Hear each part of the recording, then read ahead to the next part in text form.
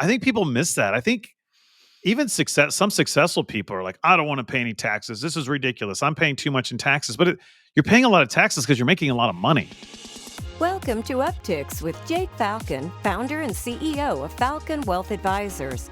In this podcast, we help high net worth individuals overcome financial complexities. We do this by enhancing financial literacy and discussing topics in a language free from industry jargon. Join us as we help explain exactly what having a solid financial plan means, as Jake draws from years of experience in helping hundreds of individuals get financially organized and focused on their goals. We hope you find Upticks educational, entertaining, and shareable. Now, on to the show. Welcome back to Upticks with Jake and Cory. Cory, welcome back to the show. Jake, thank you for having me. Cory, I was just telling you before we came on air here that I'm reading a new book. It's called darn it, I forgot the name of it. Hold on. Do you remember the name of the book? Science and Technology of Aging Young. Did I get that right? I think you're close. It's really good, by the way. That's why I want to bring it up. It's called, look at you, The Science and Technology of Growing Young. One word off. Okay. By Sergey Young. Really good book. It's pretty crazy. And I don't know, I'm not much of a futurist, right? I don't like these people that claim they know what it's going to be 20 years from now, because they don't know. Nobody really knows. But this guy's got some pretty powerful science in there, man. They're doing some crazy stuff with healthcare, and I'm really excited about it. So, really good book. I bought it because I really wanted to know what could I do from a health standpoint. And I think that's the last chapter. So I could just skip to the end and read the last chapter, but I'm reading the whole book, and it's a good book. It's pretty cool. They talk about like just the advancements of drugs and science and modifying things at the cellular level, like crazy stuff. So give me one example, something crazy, interesting, fascinating that you've pulled from this book so far. Well, I don't know. I was reading this morning, like, I don't know if this is live or not, but like, I guess there's supposedly this pill that diabetics can take that has spikes on it that attaches to their stomach and then slowly releases insulin so that they get the appropriate amount of insulin at the right time. Yeah, that kind of stuff. Now, maybe that's already a thing, but like that kind of science, like where it's just great. Like, because the problem is not only that, disease and ailments, but that a lot of times humans, we don't take the drugs properly, right? They don't administer the doses correctly. So the whole premise is that like your body, hopefully one day, we'll have all these sensors that we'll be able to monitor things, and then we'll be able to treat it like immediately versus waiting for things to get way out of whack and then having a bigger issue. So that's the idea, is that like, so it's almost like I would relate it to maybe like driving down the road. If your car starts drifting lanes, now our car kind of alerts us and over like that we need to correct. I feel like this is the same idea, that like, if your blood pressure is high, you're going to know about it every day. You're going to know about it, and there will be corrective measures you can take to get that back in line, which is really cool. So I'm excited about it. It's a very inspiring book. I encourage people to read it. It's cool. I like it. Good. That sounds interesting. It sounds fascinating. Yeah, it's a good one. Good one. You got anything new before we go into today's? I know we had a few things before, but do you have anything new? I gave the commencement speech we talked about last week, and I think it was entertaining. I think it was good. That's right, Cory. Good job on that. Second Got a lot time of positive doing it. feedback. So looking forward to doing it again. I enjoyed it. How long was it? It was just shy of 7 minutes. 5 minutes was my hard cap, but I went to almost 7 anyway. Nobody cut me off, so that's good. That is good. That is good, Cory. Good job on that. But yeah, I really enjoyed it. Thank you for sending me the link. So it's out. Is it out there on YouTube? It is. Yes, it's on YouTube. Yeah. So what do they need to search, Cory, if anyone wants to watch your speech? December 2024 UCM commencement. And you're at the 32-minute mark? Yes. Yep. That's exactly right. Flash forward to the 30. You don't need to watch 32 minutes of a graduation you don't care about. Go to 32 minutes and you can go straight to it. Yes. Yes. And if anybody's interested, they can send me a message directly, and I can make sure that I get them the proper link if somebody's out there looking for it. Good, Cory. And we had some notes here before, right? I'll let you go first. Yes. We missed this one last week. Yes. Yeah, Jake. So this was a listener suggestion, a question. Are you learning any Christmas songs on the piano? It's been a while since you talked about the piano. I've gotten really, really good at one song. Which And song? Rachel, it's the Tetris theme music. Ah, okay. I'm really good at it. And Rachel Okay. doesn't like it. She gets Mm. mad at me now when I play it because it's the only song I know. So as a surprise, she's probably not going to watch this episode. Maybe she will. I don't care if she finds out. As a surprise, I am working on, I think it's Rudolph the Red-Nosed Reindeer I started a couple days ago. So I'm working on it. It's not easy. I like the piano a lot. I love it actually, but it's very hard. Yep. And Not easy. I think as we become adults, it's harder to learn new things, is what they say, right? So as a kid, everything is hard, and so it's not a big deal. So I really enjoy it though. I highly recommend the piano for anybody, even if you're playing the keyboard. It's therapeutic. It is not looking at a screen, which I appreciate, even though my darn app is on a screen that's teaching me how to play, but at least I'm doing Yeah. things with my hands and I'm not playing a video game, right? I'm making music. So, anyways, I'm learning to the listener. I like to picture you, Jake, peacefully kind of calming yourself and sitting there playing the Tetris piano on the theme. I'm pretty good at On the it. piano. I'm pretty Good. good at it. I'm trying to learn a trap version of make my own trap version of it. 'Cause Ooh. I'm really into my new genre, Cory, is trap classical. That's my favorite genre right now. Okay. And I really enjoying it. Really enjoying trap classical. If I anybody would love to know how many other people have that as their current favorite genre. I would love to hear that too. So if anyone's out there wants to know what that is, go out there and follow me on Instagram, Jake_Falcon Yeah. _CRPC. And I post reels with trap classical and the reel. And I love it. All You know right. what I'm There it talking about? is. Do you know what I'm talking about? I do. Yeah. You need a trap classical Christmas song.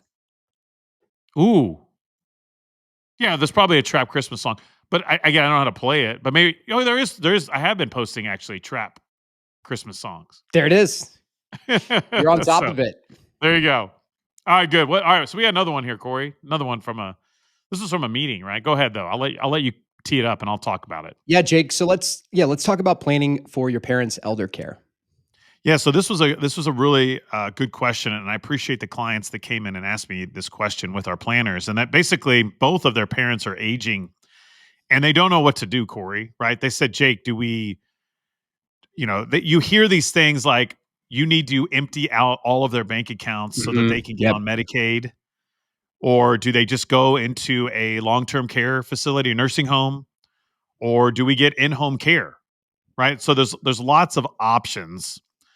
And there's items to consider. First off, my first default, and again, this is not advice. You need to meet with us for us to really give you advice. But my first default is I don't think your first go-to should be emptying out their bank accounts. Now, I guess unless they don't have that much money, right? And then maybe that is a route you go. So I'm not saying it's not the route. I'm just saying that I don't think that should be your first thing because there is a 5-year look back period.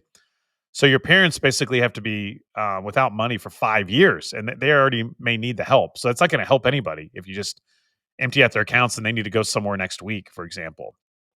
So some key factors to consider, Cory, is one, the level of care required, right? So do they need just a little bit of help, or are we talking 24/7 care, right? The second piece is the budget, right? Which I've already kind of talked about, is that, in-home care can be cost effective. Nursing homes are typically the most expensive, believe it or not. Location, right? Do they want to be close to family and friends or medical facilities? Where do they live now? And where do they want to live?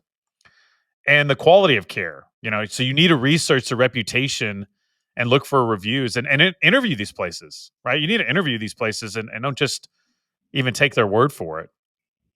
So assisted living, Cory, you can get assistance with daily activities, social activities, and 24-hour staff, which is nice. Nursing homes typically have around-the-clock medical care.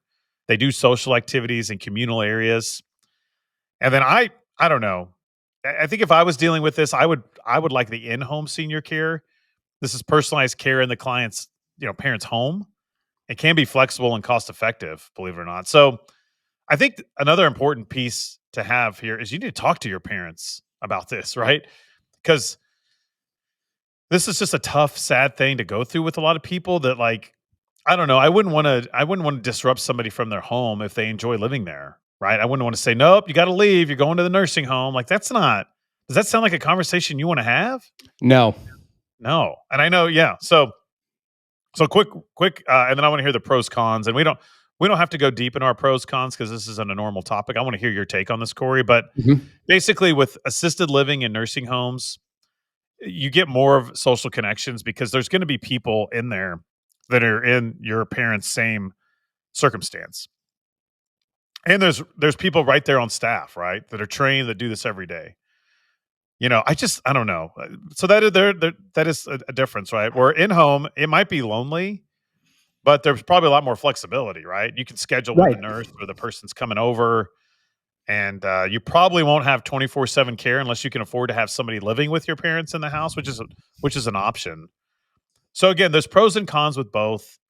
I think you need to have a conversation with your parents, see what they want to do, maybe even talk to their doctor, see what they need, and then if you do feel like they need some full-time care and they need to go to assisted living, then you need to go interview at least 2 or 3 places and find out what they're all about. And then ultimately come to see your friends at Falcon Wealth Advisors. If it's the financial aspect of it, we can crunch the numbers and we can help you kind of figure out what makes sense from a financial planning standpoint. But ultimately, I think you should start with your parents' care. Right? Corey, give me your thoughts on this. Yeah, so I think the communication piece is key. I recognize that it's not maybe a fun conversation for people to have, but it is an important one, right? It's not something that can be brushed under the rug. The other piece I would add to that, though, Jake, specifically around like the quality of care, interviewing different places, et cetera. We also have resources of folks that can help with this. I work with some folks that are actually working with clients right now to find a facility for their mother. So basically, people that are well versed and have a business that really helps people do just this. I think the point I would share too, Jake, is while we can certainly help crunch the numbers and do the planning for folks, we also have resources that we can connect people with that can provide another level of support. Yeah.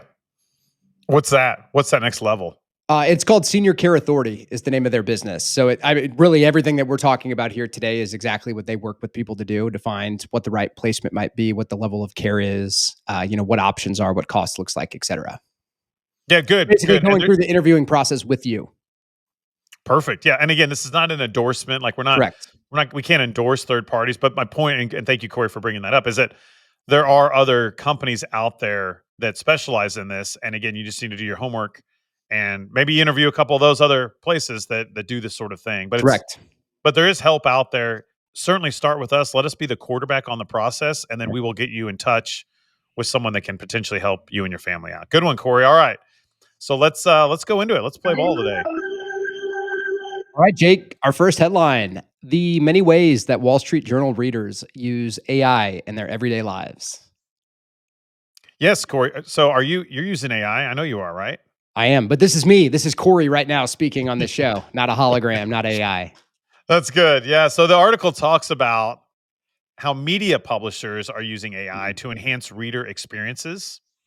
Okay. So they use technologies such as recommendation engines, and text to speech capabilities. They're basically being employed to engage readers and reach new audiences. These technologies help publishers analyze vast amounts of data to provide personalized content and services. So it's pretty cool, right?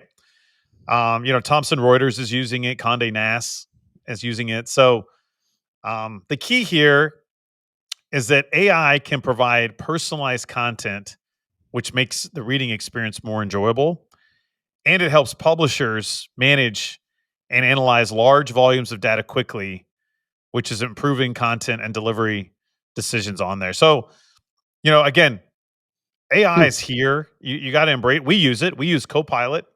I've been using it more and more. It helps me with content for the show. It helps me, again. But this is what my high tower IT kind of person told me, which I love. I loved his analogy. He's basically saying it'll get you to like first or second or even third base, but it's not going to get you all the way there. So when I use it, I'm using it to kind of create a rough draft or template, and then I put my personal edits on it. It doesn't do my work for me. It's basically allowing me to do my work more effectively. So So my question is, I guess, have you heard of people using this, Corey? And if so, what have you heard? Or maybe we can go over the cons if you want to. Yeah. So yes, I have heard there are lots of people that are using AI in lots of different ways, lots of different tools. Definitely still seems early, in my opinion, Jake, just in terms of how people have learned to actually adopt this into their lives. For example, I was talking with some friends, Jake, on Black Friday and how people were using AI to find the best deals for how they could go and shop on Black Friday Shopping. online. As an Nice. example, I've used it for cooking, for recipe ideas, whatever it might be. So Ooh. there's, beyond just, I think it can be something that helps with productivity in the workplace, not intended to replace any one individual person, I don't think.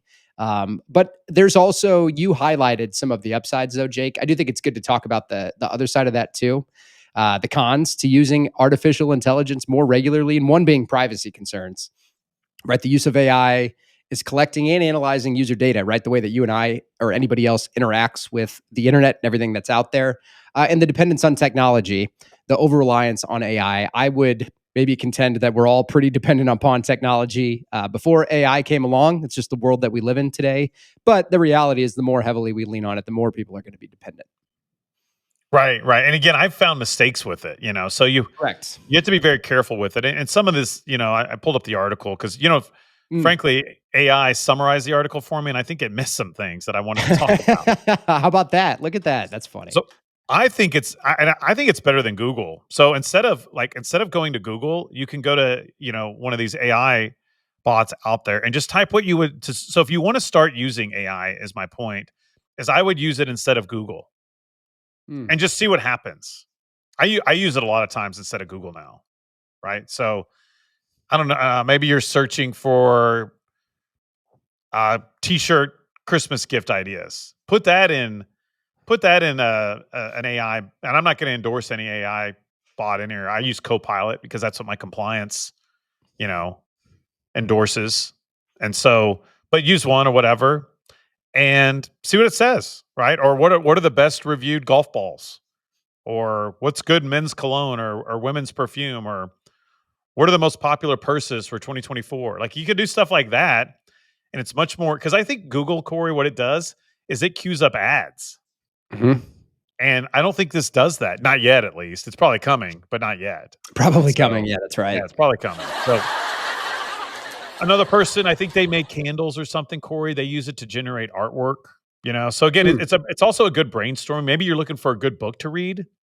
Say, hey, give me some action and adventure novels that were written in the 90s. What were the best, that kind of stuff. So again, I think if you want to embrace AI, and I encourage our audience to embrace it because it's here, start with replacing that with Google and see what happens. See what happens. So I thought that was good in there. But you're right. You got to remember there are mistakes with it. It's not perfect. And don't become too reliant on it. Right. So thought that was a good article to share. AI is here. I want our audience to know though that Falcon Wealth Advisors is embracing AI for our company to make our team more effective. And so everyone on our team has access to it and they can use AI if, they need to research a topic. They also know to fact check it. So they're not using it for the end all be all solution, but we can help it. We can use it for investment research, financial planning research, operational research, or again, content. But again, we want to fact check it and make sure that we're confident with the output, but it helps get that ball rolling a lot quicker than just Yes, staring at a blank piece of paper or a blank screen. that's right. That's exactly right. Good, good, good. All right, good. Let's go on to the next one here, Corey. How's that sound? All right, let's do it. All right, perfect. So, Corey, are HSA users missing out on their retirement savings potential? All right, well, let's go back to our pro con thing here. So, go ahead, Corey.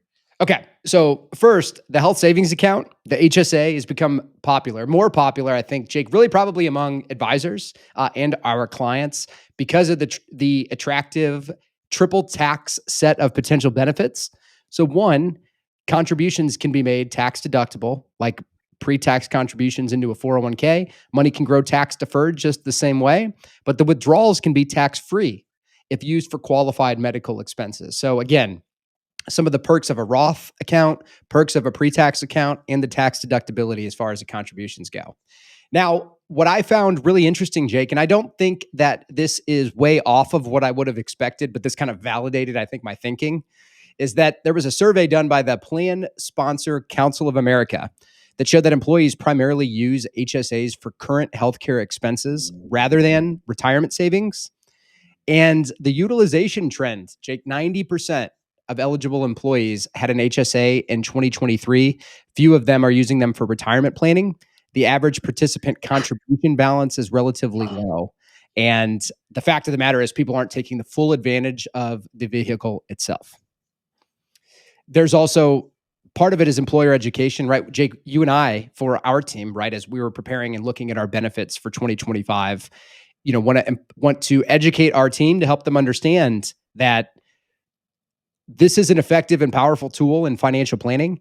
And this survey is really telling us that only about a third of employers educate their workers on the benefit of using an HSA for retirement in the first place. And fewer than 30% of employers in the survey, Jake, allow participants to view HSA balances alongside their retirement accounts.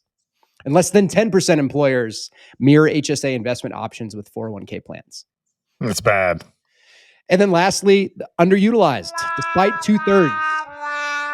I thought you were supposed to be pro. Give me the pros, Cory. Give me the pros. Good. Yeah, the pros, tax advantages, significant tax benefits, which can help in managing the healthcare expenses.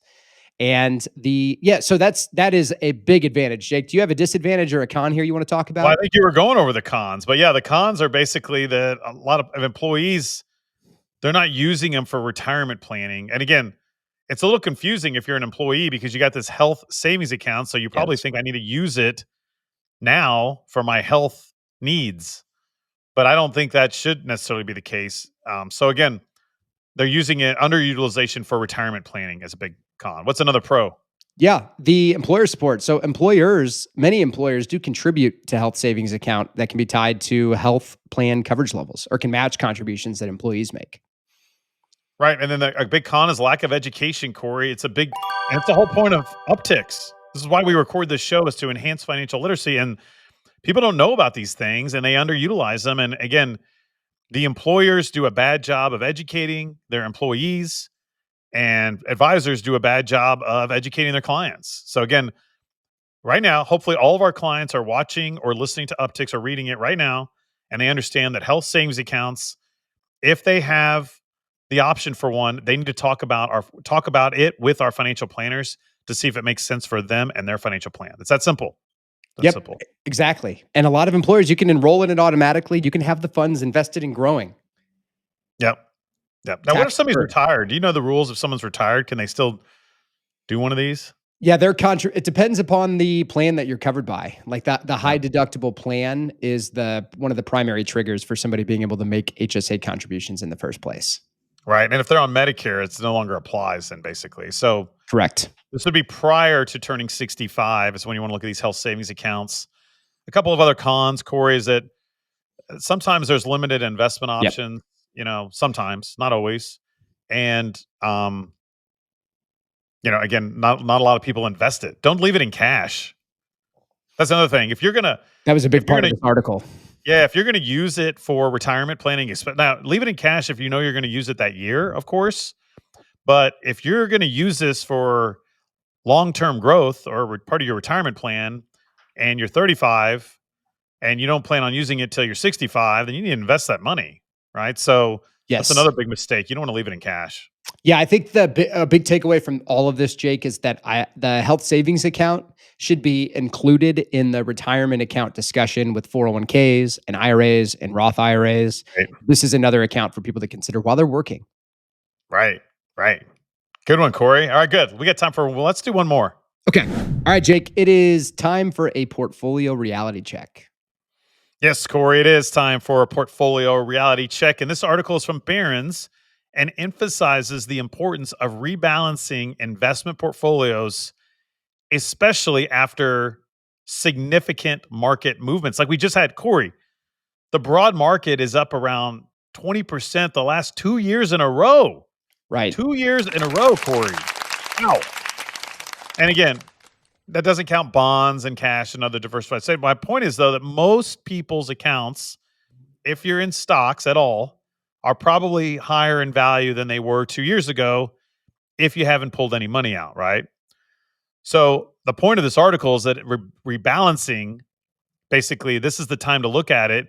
It involves adjusting your allocation of your assets back to the desired risk level. So if you had 60% of your account in stocks, Corey, and 40% in bonds, well, now they may represent 65% in stocks because the stock market's done so well. And so that's what I'm getting at. Now may be the time to rebalance that back down to 60, not because we're trying to time the market, but because of the reason we're trying to get you back aligned with your financial plan and your target asset allocation. So again, rebalancing is a disciplined approach, and it requires careful consideration, right? And you got to be careful of that. So the pros again. Now, real quick for our clients, we do this for them, right? So we have discretion on the investments that we manage, so our clients don't have to worry about it. We're rebalancing for them. But a big pro here, and then you can rattle off a con. Yep. We'll go pro con here, Corey. But a big pro is that basically rebalancing helps maintain a desired risk level by preventing overexposure to any single asset class. So again, even if you had one stock that's really doubled or tripled in value, when you rebalance, you get that exposure back down. So you're not overexposed. What's a con, Corey? What about the transaction costs though, Jake? Doesn't frequent rebalancing, isn't that going to create transaction costs for people? It can. It can. Now, again, it depends on your custodian or your 401k. So you want to be aware of that. So you definitely don't want to overtrade. Now, we don't charge a commission to buy or sell, Corey, with our clients. So our clients aren't worried about that. But you got to be careful. If you're working with an advisor that is charging a commission to buy or sell, you need to be aware of what that cost is. That's another good point. Another pro, though, Corey, is that it encourages a systematic and disciplined investment strategy. So with our clients, what we like to do is we use a 5% tolerance risk. So again, in my example, if you get to 65, that's when we rebalance. We're not doing it if it's at 61% stocks, 62% stocks, because then we're micromanaging the portfolio a little bit. So again, with us, we use a 5% tolerance. And then we'll also, though, look at it on an individual stock basis. And if it's out of whack, we'll definitely rebalance it. But Jake, what about the taxes and the tax implications? If we sell assets to rebalance and we trigger capital gains, what if I don't want to pay the taxes?